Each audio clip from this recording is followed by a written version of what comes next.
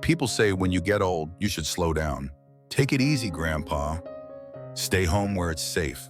But let me tell you something. Just because my hair's gone silver and my knees creak when I stand, doesn't mean the fire's gone out. Inside this old chest still beats the heart of a boy, one who dreams of long roads, new places, and the smell of coffee in a train station somewhere far from home. I'm over 70 now, seen a lot, but I ain't done yet. That said, I've learned the hard way that travel after 70s, well, it ain't quite the same. It's not about rushing around anymore. It's about traveling smart. In this long story I'm about to tell, I'll share with you 5 hidden dangers older folks like us face when we travel. And more importantly, how to keep ourselves safe, happy, and full of stories worth telling. So fix yourself a cup of tea, pull up a comfy chair. Let's begin. Back when I was 65, I could still hike a trail, carry a suitcase, and keep up with my grandkids. At 70, well, things started to change. Let me tell you about my buddy Earl. He joined us on a group trip to the mountains. Day 1, he looked fine. Day 2, he skipped breakfast. Said he was just tired. Day 3, he collapsed at the lodge. Mild heart attack. Turns out he'd skipped his checkup and ran out of pills halfway through the trip. That scared the daylights out of me. So now, before I go anywhere, I always follow my 3 golden rules. Get a checkup, don't guess. Let your doctor clear you for travel, especially if you've got heart issues, diabetes, or anything that could act up. Carry your meds like treasure. Double the amount. Keep a list in your wallet. Heck, even snap a photo of your prescriptions. Listen to your body. Don't push it. Stop when you're tired. Sit down, rest. The world will wait for you. It ain't about proving anything.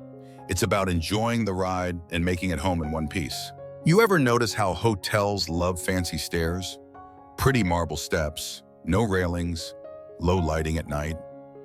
Well, one evening in Hoi An, Vietnam, I was heading down for dinner, wearing my old pair of sneakers.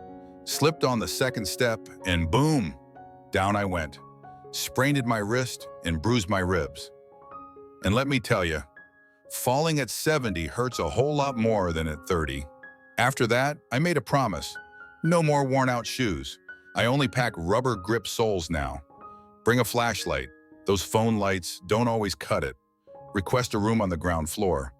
Elevators are great until they break. Falls are no joke, my friend. One wrong step can turn a dream trip into a nightmare real quick. Now let me tell you what happened to my cousin Walter. We were in Lisbon, Portugal. Beautiful city, tiled streets, warm people, great fish. But Walter, he wandered off. He said he was going to buy postcards. 1 hour passed, then 2. We started to worry. Turns out he'd taken a wrong turn and couldn't remember the name of our hotel. No phone, no map, just a confused man in a foreign town. It's a scary thing, losing your bearings at our age. That's why I've picked up a few tricks. Always carry a hotel card or write down the name of our address and keep it in your pocket. Take a photo of your hotel front on your phone. Trust me, it helps. If memory gets foggy, consider wearing a simple bracelet or tag with emergency info. Not just for Alzheimer's folks, but any of us. Travel's about freedom, but a little planning can keep us from becoming the lost tourist on the evening news. Now let me tell you what happened to my cousin Walter. We were in Lisbon, Portugal. Beautiful city, tiled streets, warm people, great fish. But Walter, he wandered off. He said he was going to buy postcards. 1 hour passed, then 2. We started to worry. Turns out he'd taken a wrong turn and couldn't remember the name of our hotel. No phone, no map, just a confused man in a foreign town. It's a scary thing, losing your bearings at our age. That's why I've picked up a few tricks. Always carry a hotel card or write down the name of our address and keep it in your pocket. Take a photo of your hotel front on your phone. Trust me, it helps. If memory gets foggy, consider wearing a simple bracelet or tag with emergency info. Not just for Alzheimer's folks, but any of us. Travel's about freedom, but a little planning can keep us from becoming the lost tourist on the evening news. You know what they say, if you look like a tourist, someone's already eyeing your wallet. Back in Rome, I made the mistake of wearing one of those money belts outside my shirt. A young fella on a scooter zipped by and yanked it right off, gone in 5 seconds. I didn't lose much money, but I lost my ID, my peace of mind. Here's what I've learned. Never carry all your cash in one place. Split it up.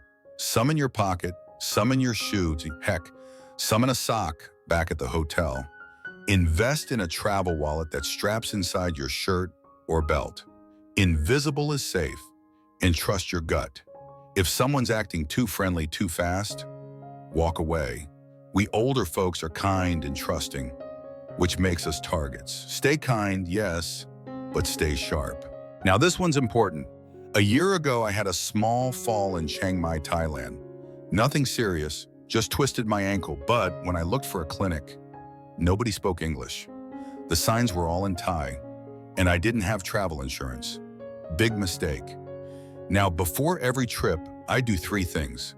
Buy travel insurance. Doesn't have to be expensive, just enough to cover accidents and emergencies. It's peace of mind in a pocket. Save the local emergency numbers in my phone. Every country has a different one. It's not always 911. Print a 1-page medical history. Meds, allergies, conditions, contacts. Keep it folded in your wallet. Remember, you're not 25 anymore. Even a small fever could knock you down. Plan ahead. Stay safe. The joy of foreign food. I love it. Spicy curries, street tacos, fresh fish on the coast.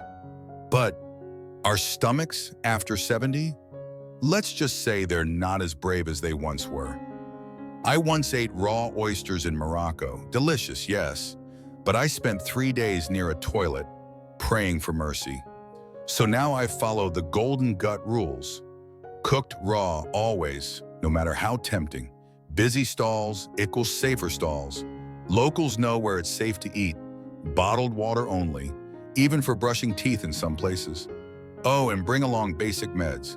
Anti-diarrheals, rehydration salts, Tums, you name it.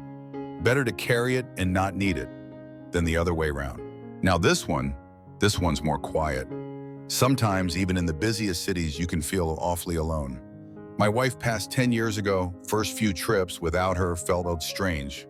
Quiet dinners, no one to laugh with over silly street signs. That's when I realized travel isn't just about where you go, it's about who you connect with. So now I make it a point.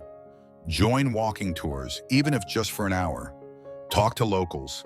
Ask about their life, their story. Bring a photo of someone you love. Share it. Remember, you're never truly alone. Even strangers can become stories worth telling. Let me tell you, airports ain't what they used to be. Everything's digital now. There's a machine for every check-in, and it feels like every terminal's a mile long. I remember once in Frankfurt, I walked nearly 45 minutes between gates. Felt like a marathon. My hip didn't forgive me for a week. Here's how I beat the airport madness now. Request wheelchair assistance. Even if you think you don't need it. It's not about weakness, it's about saving your energy for the trip ahead. Travel light. 1 bag, wheels, no overpacking. Trust me, you don't need that 3rd pair of shoes. Get a good neck pillow and compression socks. They've become my best travel buddy. Take flights that match your sleep rhythm. Red eyes sound cool until your body revolts. And as for jet lag, water, naps, and a whole lot of patience. That's the recipe.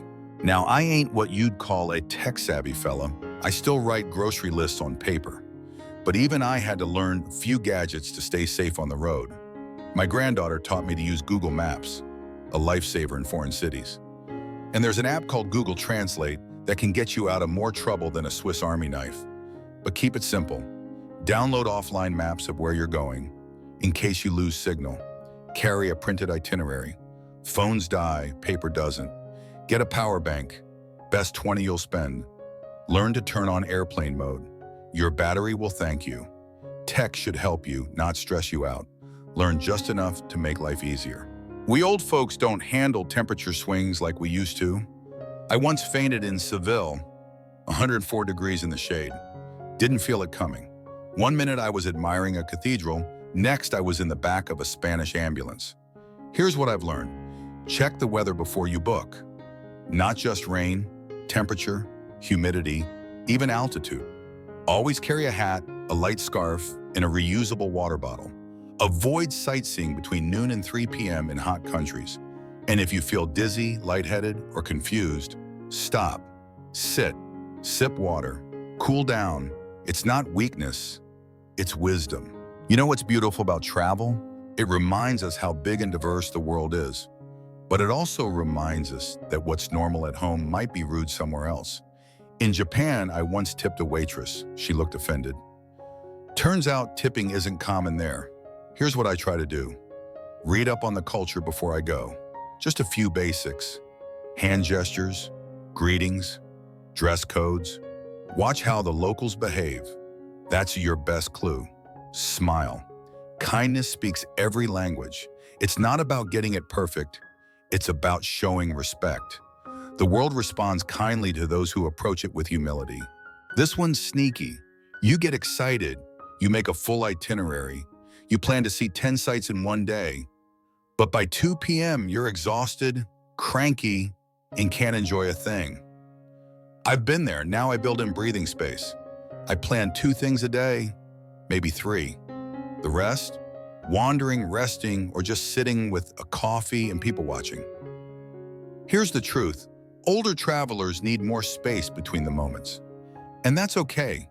In fact, that's when the best parts happen. The unscripted, quiet, beautiful parts. Don't miss them chasing a checklist. Now, back in the day, we used to send postcards. Took a week to arrive, sometimes longer. But these days, folks want an update the second you land. Thing is, staying in touch while traveling can be tricky, especially for us who grew up before smartphones. But staying connected means peace of mind for you and your loved ones. Here's what I do. Buy a local SIM card or use an international plan if your phone supports it. Set a daily check-in time with your family, even just a quick message. Share your itinerary ahead of time so they know where you are. And if you're not into texting, send voice messages. There's something sweet about hearing your voice across the miles.